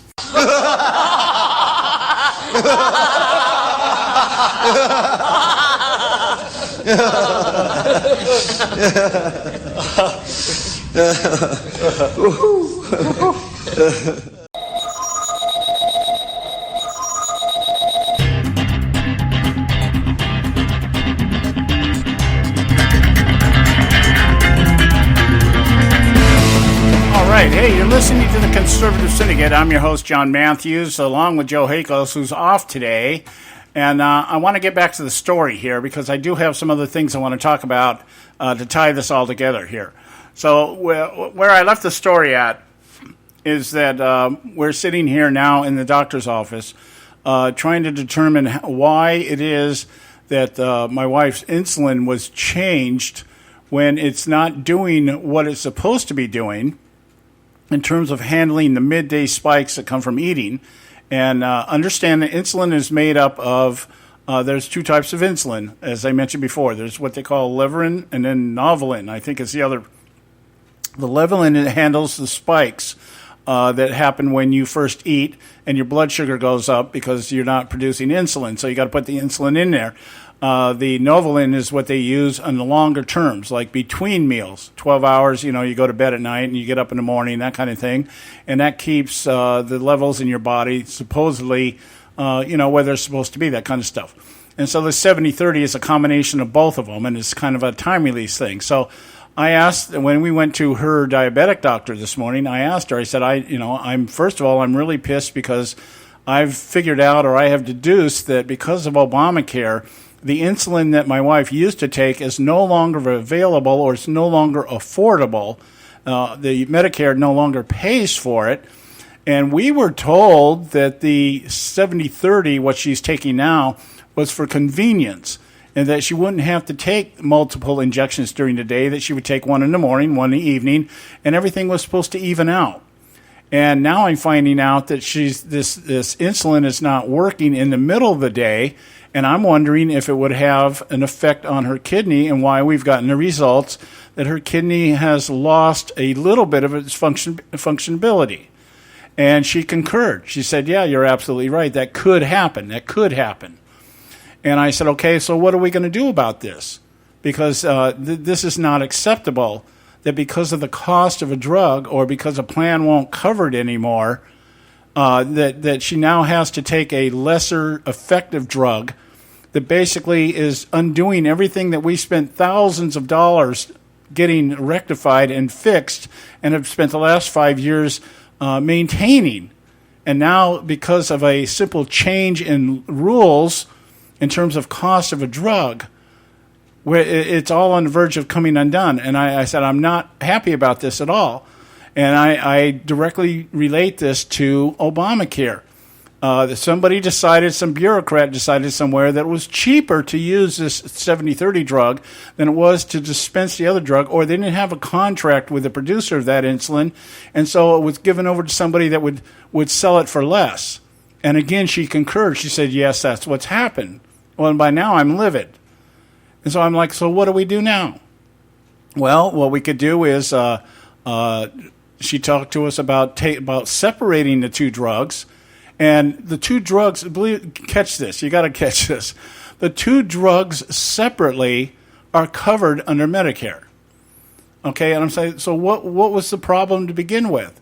Well, it was because of the manufacturer. It was the people that were producing it, or whatever. It had something to do with that. But she said, yeah, what we can do is we can separate the two types of insulin again, and we can have her taking this one here. And I said, well, that sounds pretty much like what we were doing in the first place. Well, it is, but because the pharmaceutical company that manufactures this stuff is different, we can get it done this way. And so what we have to do is now, what we have to do here on our side now is we have to, for the next 3 weeks, monitor her blood sugar 3-4 times a day, and then be able to come back in there, and she would tell us how to dispense the insulin, which we'll, I guess, swap back over to something else. But my whole point being here, as we talking about the judge or the court making a ruling today that Obama paid insurers without congressional approval. He overstepped his boundary as the executive officer and went ahead and did something that Congress had not approved. Congress has the power of the purse, or supposed to have the power of the purse. And Obama completely disregarded that and just said, this is what I'm going to do. And the reason he did it was because insurers were already talking about pulling out of Obamacare because they're losing money hand over fist. We have United Healthcare has pulled out. We're talking, there's talk about Blue Shield pulling out. Aetna and Blue Shield are talking about maybe they need to merge. There needs to be something happening here to cover the cost, because what's happening here is the sick people are getting the insurance, well people are not. Sick people are using the insurance, and the money that they're supposed to have made off well people who don't need the coverage is not coming in fast enough. And so what they're doing is these insurers now are using, or they're expending more money than they're bringing in. And they're upset, and they're saying, hey, we have stockholders, we have shareholders, which, again, was the purpose of Obamacare, to eliminate private sector involvement in healthcare and nationalize it for the purpose of pandering to demographics, getting everybody enslaved to government, one form or another, and in that way being able to do whatever they want to do, and who's going to bite the hand that feeds them. That's the philosophy here. So that's my personal testament, and it lines up with what I was talking about earlier in terms of this federal court ruling against Obama on this, because the truth of the matter is the healthcare industry is getting ready to pretty much tell Obama, shove it. We don't want anything more to do with this Obamacare. We're not making any money. It's not worth the effort. And I can tell you from some of the doctors that my wife talks to that are now, I remember her kidney specialist getting really upset with me when I went off my PPO. She goes, well, now I'm just going to be dealing with Medicare. I'm like, yeah, so what's that mean? Well, now I'm not going to get paid anything. Well, you should have never signed up with Medicare to begin with. You're a Jewish liberal. She bleeds blue. She loves liberals. She loves Obama. She loves Hillary Clinton. I'm like, you voted for these people, and now you're upset at me because I found a way to cut my costs for health care in light of what your president did, and now you're upset with me? Stick it. I'm not concerned about that. What, you want me to keep paying so that you can make some money off of me because you have to offset your costs of taking 30 or 40 or 50% of your patients under Medicare and not making anything? So you want me to pay more so that it'll offset the cost of you being a good human being? I'm sorry, that doesn't work in my book. I'm just as humane as the next guy. But I wasn't placed here on this earth to take care of other people's financial shortcomings. That's why I busted my ass for as many years as I did, so that I don't have to do that. And now you want me to do it? And you want me to do it voluntarily with a smile? Yeah, that's going to happen. That's not going to happen. Anyway, I wanted to give you that because when I start talking about the next issue here, the transgender bathroom thing that's going on right now, I'm going to try to tie these things together. Why is that becoming the center point right now of what Obama's obsessed with? He's obsessed with this transgender thing. He's got Loretta Lynch out there doing speeches about we've got to accept these people. We've got to make them feel comfortable. I love the wording of the way these people talk. We have to make sure everybody's comfortable. Well, I'm not comfortable, so who am I if you're telling me that what you want to do is supposed to make everybody comfortable and I'm not comfortable? Well, then who am I?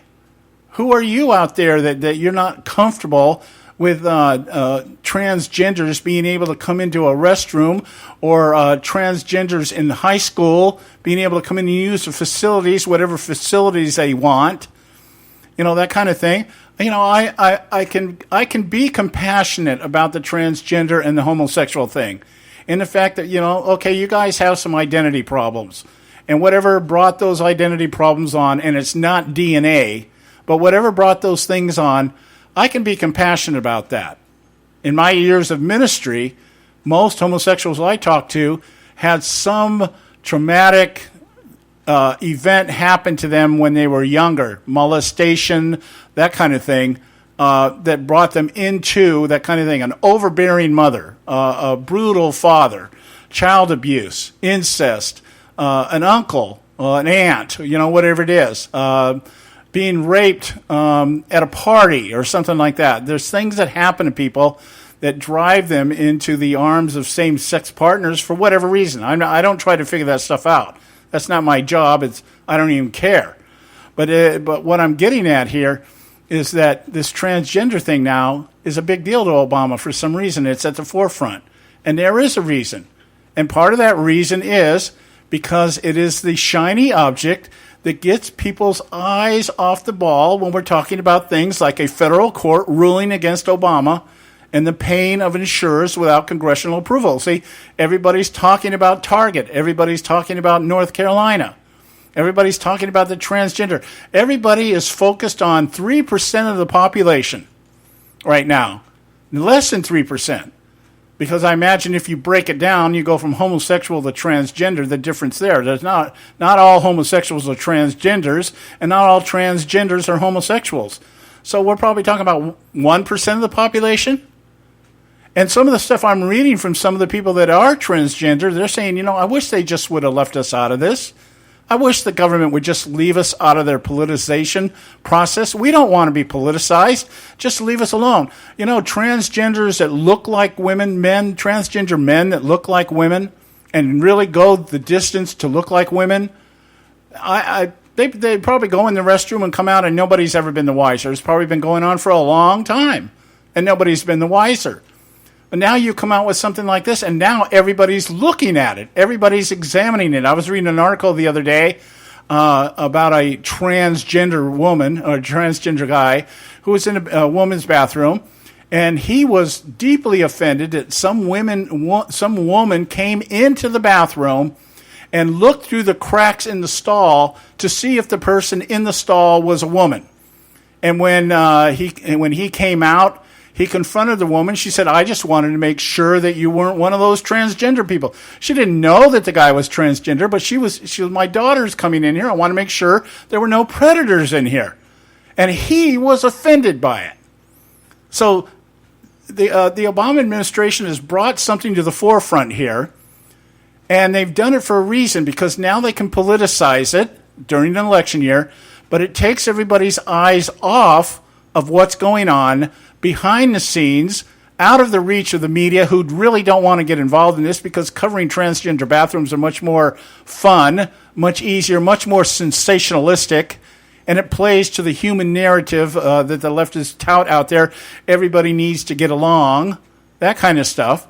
So this has been introduced into the debate once more for the purpose of distracting from the real things that are going on, the failures of the Obama administration that they're trying to hide. And along with that would be the Iran deal, which we're going to talk about in just a minute here. So stay with us right here at the Conservative Syndicate. We'll be right back.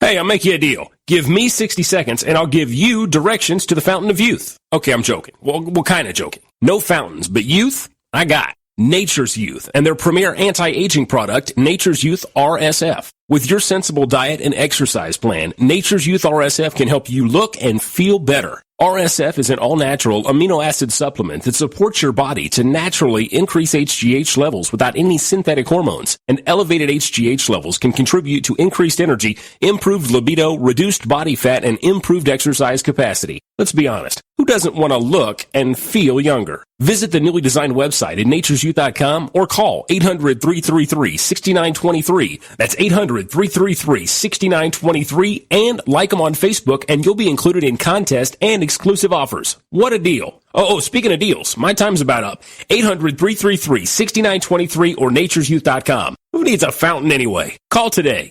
Expand your life with Expandovite. When I had a heart attack at 42, I was not sure what the future held. But a year later, the doctors could find nothing wrong with me and took me off all my medication. What did I do? I took a herbal mixture of garlic, cayenne, and a few other herbs mixed in liquid form. I now call this Extendovite. I would have never believed that a few simple herbs could actually change my life like they did. Now it's your turn to see what the powers of garlic and cayenne can do for you. For only $69.95 plus shipping and handling for a 2-month supply of either capsules or liquid, you too can begin on your path to better health. For more information, call 1-877-928-8822. That's 1-877-928-8822. Or visit our website at heartdrop.com. Expand your life with Expandovite. I've owned my company for 14 years now, and I can tell you that payroll is a 4-letter word. I hate doing it. It eats up hours I don't have, and it costs me money I could be saving. But my accountant's too expensive, and I'm not sure who to call, but I know I need help. We're Paychex, and we take all the hassles out of small business payroll. We save you time and money. It's easy. Call, fax, or give us your payroll information securely online, and we take care of the rest. We calculate the correct taxes, manage payments and direct deposits. We even send out your checks. Payroll doesn't need to be a 4-letter word anymore. We're so sure that we can save you time and money that we'll give you a month's payroll free. Just for calling 877-663-3830. Get 1 month's payroll for free. Call Paychex right now. 877-663-3830. That's 877-663-3830. Do you use the blue pill to charge your sex life? Have you been thinking about trying the blue pill? What if we can promise you the same results for less than $3 a pill? If you're paying $20 a pill for the other pills, you're getting taken to the cleaners. Our pill delivers the exact same results for less than $3. We'll do the math for you. You'll save more than $16 a pill for the same results. Want more? We'll give you 40 blue pills or 40 yellow pills for $99 and add 4 more pills free. You save more than $500. You don't have to be a rocket scientist to know what to do next. You need to call and get your 44 pills for just $99. Stop overpaying for the other blue pills. Call us and start saving a ton of money for the exact same results. Ordering is fast and easy with your pills delivered to your door in a non-marked package. 800-814-5188. 800-814-5188. 800-814-5188. That's 800-814-5188.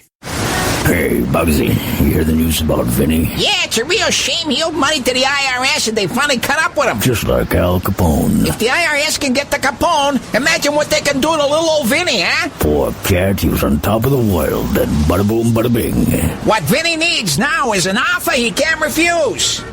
Hey, you got a tax problem? Does the IRS claim you owe them a bunch of dough? They can get you too. So call the tax relief line now and learn if you qualify to negotiate your $10,000 plus IRS tax debt for up to a 75% savings. Don't be like Al or Vinny and get busted. Make this free call now. Learn how you may be able to pay the IRS less. Call now. 866-657-8474. 866-657-8474.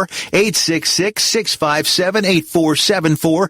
866-657-8474.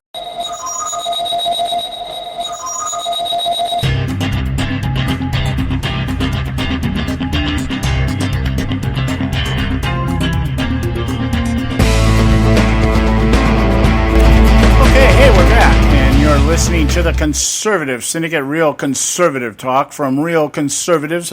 Once again, just want to encourage you, visit our website, theconservativesyndicate.net, and you can catch this show if you want to listen to it later. Share it with some of your friends. Please share it with your enemies. That's the best thing you can do. You want to proselytize? Well, just get them on our website, theconservativesyndicate.net. All right, I'm trying to tie all this stuff together. Now, I spent quite a bit of time today talking about my own personal experience dealing with Obamacare, in our case, through Medicare, and trying to explain to you how some of the things that have happened through Obamacare have actually made the quality of care go down. And that's because of the fact that since it's supposed to be a one service kind of fits all kind of thing, that's really the bag of what do you want to call it? The product, the package bag that they were trying to sell the American public, is that everybody would have equal access to equal health care. Of course, completely leaving out the fact that it would be degraded health care, but at least it would be equal. It's just like the socioeconomic narrative that the left puts out there. Everybody should be entitled to a decent living and free school or education. They should all have the same opportunity, but the left calls it entitlement. Everybody should have the same entitlements. Of course, that means that those who have a little bit more than the others have to give up what they have. And so rather than saying we want to elevate everybody to a higher level of prosperity, we need to bring everybody down to the same level of poverty. That's the narrative as it really should be explained and carried forth by the Republicans, who keep telling us that they're into limited government but don't seem to have any evidence to back that up. So now, shifting over here to the transgender thing, you say, well, what does this have in common? Like I said, the transgender issue is a safe issue for liberals because it panders to a minority that most people don't really pay attention to. It brings everything to the forefront. It sensationalizes sexuality. It allows the left to paint anybody who opposes pandering to the homosexual community as haters and homophobes and hypocrites and, whatever brand or whatever label they want to put on us. And it does so safely because you're dealing with, first of all, a very small minority ratio-wise than you would if you came out and, let's say, I don't know, if you really wanted to have a discussion on race, between the problems between black and whites. Well, the narrative from the left, of course, is that blacks are being oppressed and whites are the ones oppressing them, okay? It's not liberals oppressing. It's not liberals out there making sure that blacks stay poor and ignorant and dependent on the government because that's what they want with everybody else eventually. It's that, no, white people are doing that. It's the white race that's the problem with everything in America because we have built our entire legacy and empire by occupying other countries that are not white and taking all their resources and oppressing their people and all that kind of thing. Now, so when we talk about this transgender thing and we look at it and we say, okay, well, why is this coming out at this point? You know, Joe was floating earlier in the week the question about Ben Rhodes. Why is this coming out? See, there's things we got to ask. Why are they coming out now? Why are these things coming out now? Well, there's a reason for it, and that's what I hope to get to by the end of the conversation today. Remember back when the homosexual thing first started, and especially the transgender thing. California out here, we've been battling this now ever since the Schwarzenegger governorship. Schwarzenegger passed, I think it was 12 to 13 different types, so they're signed 13 to different types of legislation that pandered to the transgender community in particular. Okay, and it had to do with schools. Most of them had to do with issues in school. The idea that transgender adolescents were being treated unfairly. They were being discriminated against. They were being hassled. There was violence being conducted against them and that kind of thing. And then they took it farther. And they said, okay, now that we're starting to deal with the issue in high school and college, we need to implement a type of social engineering through programs like Common Core, although they didn't call it that. And they instituted mandates out here in school districts to teach homosexual history. But they used the Common Core. See, the Common Core is a program, as you know, designed for social engineering that creates objectives within a curriculum, but does not create the curriculum itself. It just says, by this stage of the game, the student should be able to articulate these thoughts. But they leave the curriculum supposedly up to the institutions themselves. Of course, who's majored in homosexual history? Well, they don't have people out there teaching homosexual history, so what do? They start bringing in homosexual activists. And we started seeing things out here in California, transgender homecoming queens, that kind of stuff. We've had problems with, now they have the AB 1266. And this all came right after Proposition 8, which was passed by voters out here that wanted a constitutional amendment that marriage was defined as between a man and a woman. And, of course, the Supreme Court ended up not wanting to even deal with that. They threw it out. We don't even want to hear it as it worked its way through the system. The governor out here at the time, Governor Moonbeam, Jerry Brown, pretty much overturned it. He wouldn't defend it when he was Attorney General. It was passed under the Schwarzenegger administration. Schwarzenegger refused to order the Attorney General, who was Jerry Brown at the time, to stand up and defend this before court. And it ended up going to the Supreme Court, and they basically said, we don't want to hear the case, which reverted it back to California. And the standing of the federal court out here in California, which, by the way, was run by a homosexual judge, and it reverted to the fact that what the voters had passed was irrelevant. It was unconstitutional, and the Supreme Court never even ruled on it. But because the federal court out here, I think it was the Ninth Circuit, said no, the homosexuality is an alternative lifestyle. It's not a mental problem. It's not a perversion. It's not any of that stuff. Okay, that's the way it is. From there, we got into the transgender stuff. As soon as they got the homosexual thing resolved, they started going into the transgender stuff. And so now we have all these laws out here that one, mandate teaching homosexuality, homosexual history. allowing as low as kindergarten, encouraging children to explore their gender identity. And if parents speak up about it, they can be charged with a hate crime. So that's where we're out here in California, all right? Now, that has transgressed and it has progressed across the nation into other forms, and now we're sitting here talking about things like transgender bathrooms. Target is saying, yeah, we're gonna re-identify our entire store. It's not going to be boys section and girls section. I don't know how they're going to section it off, but they're not going to identify it by gender. Okay, I don't know how that works, but they're the ones who came up with the idea. They'll have to be the ones figured out. But all this is fitting into a nice little tidy picture, which is allowed to be floated out there every time something major comes up that could paint Obama in a bad light. They don't care about Hillary. This isn't about protecting Hillary. This is about protecting Obama and his legacy, because this guy wants to make the Socialist Marxist Hall of Fame. He wants to be known as a major game changer in the annals of history, rather than the annals of annals, if you get my drift there. Okay? So this is what this transgender thing is. We have the deal here with Obamacare. We have the deal with pending the upcoming judgment on immigration. Obama tried to implement amnesty through executive order. That's sitting in front of the Supreme Court right now. We have the issue here, as we're talking about, Obamacare being found not to be completely legit in terms of how it's funded. There are, I believe, another hearing that's out there on Obamacare, whether or not I believe it has to do with the tax mandate.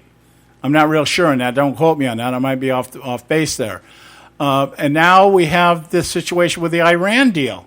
Ben Rhodes coming out and saying, hey, basically, we lied about the Iran deal in the same way we lied about Obamacare. And so what do we need? We need some kind of sensationalistic, emotion-driven issue out there right now that everybody will just take their eye off of what's really happening and start paying attention to a very minor thing in the big picture of things, but yet an important thing in terms of the fact that it is transforming our culture.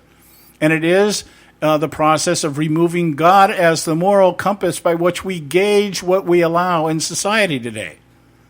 Anyway, we got to go to a break. When we come back, I'll continue here. We'll tie this all together now. Obamacare, transgender bathrooms, and the Iran deal all fit into one little package here. We'll be right back. Stay with us right here at the Conservative Syndicate. You can catch all our archives at theconservativesyndicate.net. The Conservative Syndicate. Real conservative talk from real conservatives.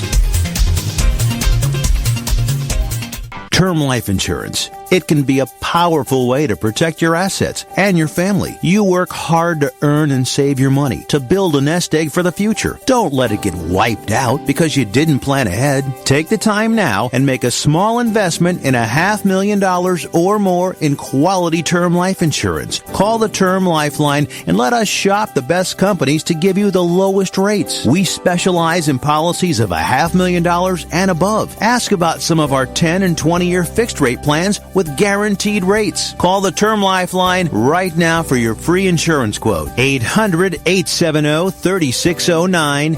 800-870-3609. You owe it to yourself to protect your family and your assets. Make term life insurance part of that plan. Call the Term Lifeline right now. 800-870-3609. 800-870-3609. Hey folks, if you're like me, you don't place a whole lot of trust in today's media for the real truth and facts regarding the volatile world of finance and politics. When I want the real scoop on money, I go to the most trusted source I know, my good friend and colleague, Bob Cardosa. Bob is a noted expert with a PhD in international finance who airs his nationally known, globally syndicated show, Robert Cardosa Live, daily, Monday through Friday from 4 to 6 p.m. Pacific Time. With Bob, you'll get the right information at the right time from someone who knows his business and can help you make the right decision concerning yours. Again, Bob airs daily, Monday through Friday from 4 to 6 p.m. Pacific Time. Visit his website at robertcardosalive.com for information regarding stations and topics. That's robertcardosalive.com. Check Bob out. You'll be glad you did.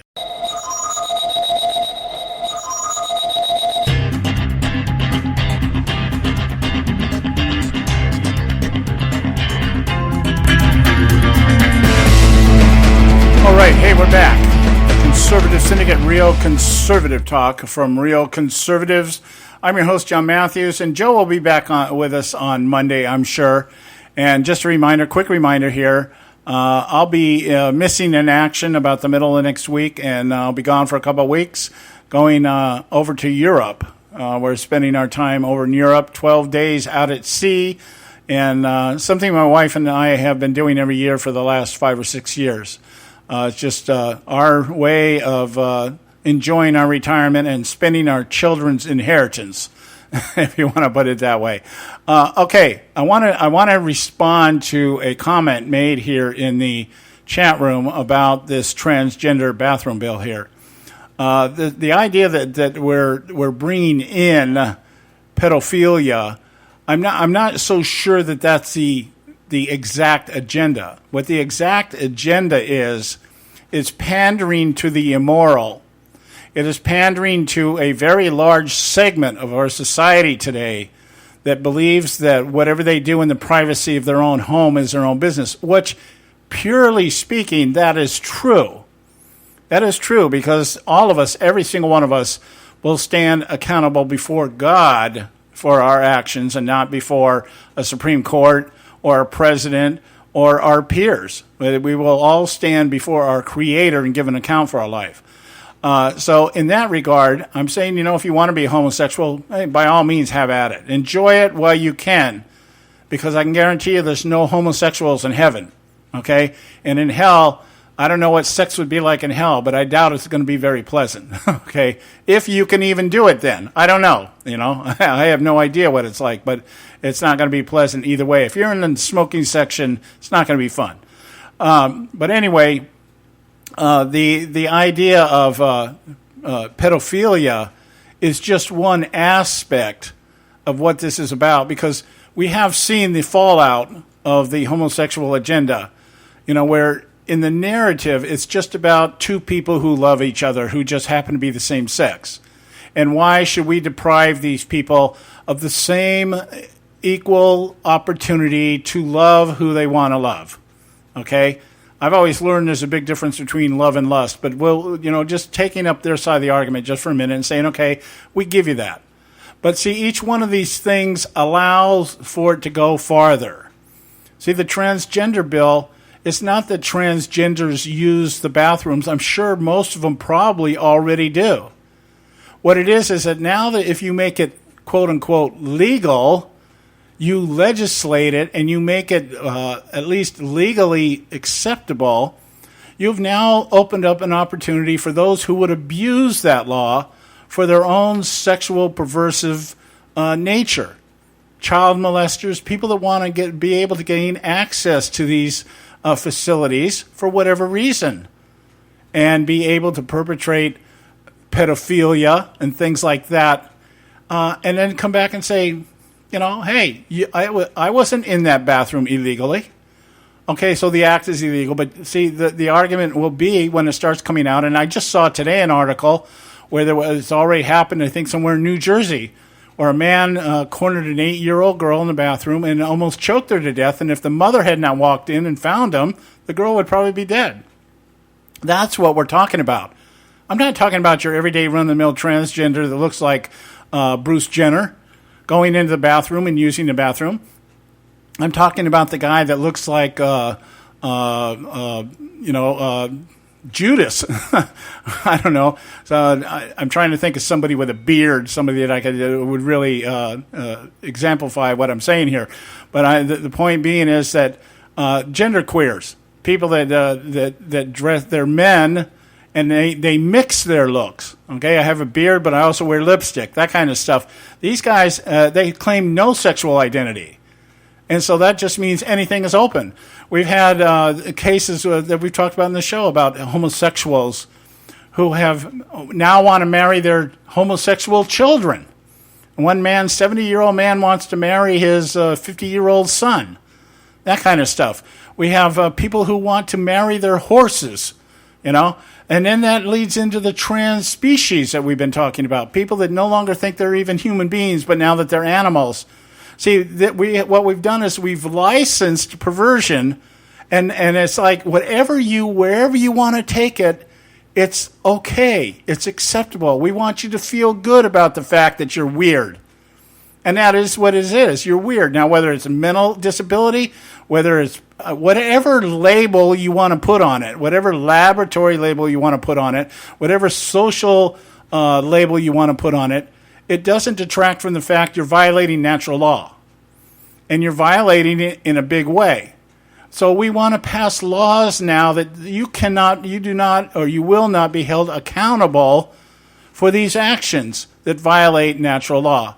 Because we want everybody to feel, and the opinion or the belief of the left is that if everybody feels accepted, then everybody by their own cognizance will line up and become good, decent, upright human beings. Well, how can you do that if what you're doing is violating natural law and going against everything that you were created to do? But we'll let you do everything that you were not created to do in hopes that you'll transform into a nice, decent, upright citizen who will pay their taxes and leave everybody else alone. That isn't going to happen because that's not what sin does. Sin is a never-ending thirst for things that are wrong and evil. And then you just keep letting that go, and now you start legislating it, and it's no wonder that we read about places in the Bible like Sodom and Gomorrah, because that's where it ends up at. That's where it ends up at. That's where liberalism is taking us. If you don't think like I do and you don't accept what I do, then you are the one with a problem. And we have to do something about that. We have to correct that. So you come into the street here so that we can have our way with you, and in doing so, you will become one of us. That's what this is all about. But again, we've got the situation here with Obamacare. It's on the chopping block right now. It's taking major heat in the courts. We have the Iran deal that has now surfaced that we were lied to, just like we were with Obamacare. And so what do we do now? We got an FBI investigation going on with a woman who may be our next president and spend her first year in office going to court to defend herself. We don't know. Could happen. All these things are for what's going on is the transgender issue is for the purpose of everybody taking their eyes off the serious stuff and looking at the circus and watching the circus and judging the actions of the clowns rather than what's going on behind the scenes. That's what it's all about. We're out of time for the week, guys, because it's Friday. And, of course, Friday means we're going to play Raise 'Em Up, and then we're going to close the show out. We love you guys. We thank you for your loyalty. Thank you for putting up with me today. Joe will be back on Monday. God love you. Visit our website, theconservativesyndicate.net. We'll talk to you on Monday. Guide me to who you want me to help.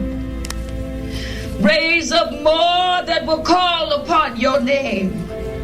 Raise up those that love you and seek you and trust you. Raise them up, Lord. Raise them up.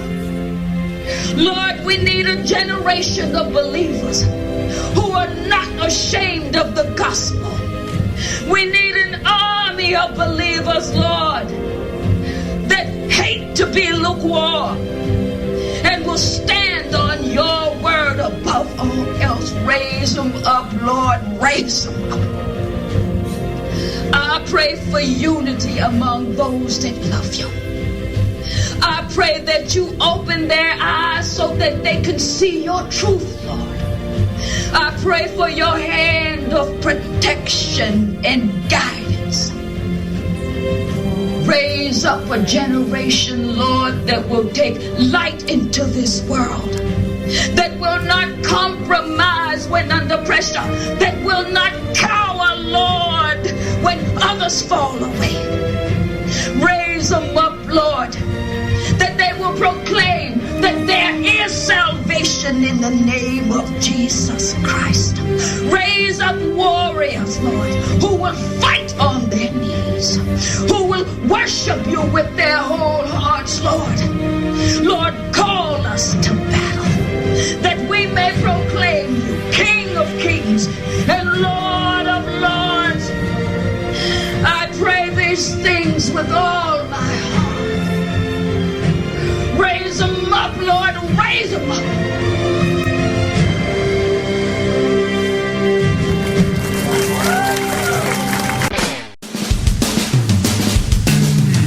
Thanks for tuning in to this edition of the Conservative Syndicate, the globally syndicated, politically incorrect talk show that seeks to tear down the imaginary wall of separation between church and state. We want to make you aware you can find and access all of our show archives at our website, theconservativesyndicate.net, as well as our broadcast stations and times. That's the conservativesyndicate.net. We so appreciate you taking time to tune in, and we so look forward to continuing to bring you the best and uncompromised talk radio available on the net today. And remember, folks, it doesn't matter how many times you get knocked down in life. It only matters how many times you get up. I'm John Matthews, signing off until next time, right here on the Conservative Syndicate. God bless you, and may God continue to bless America.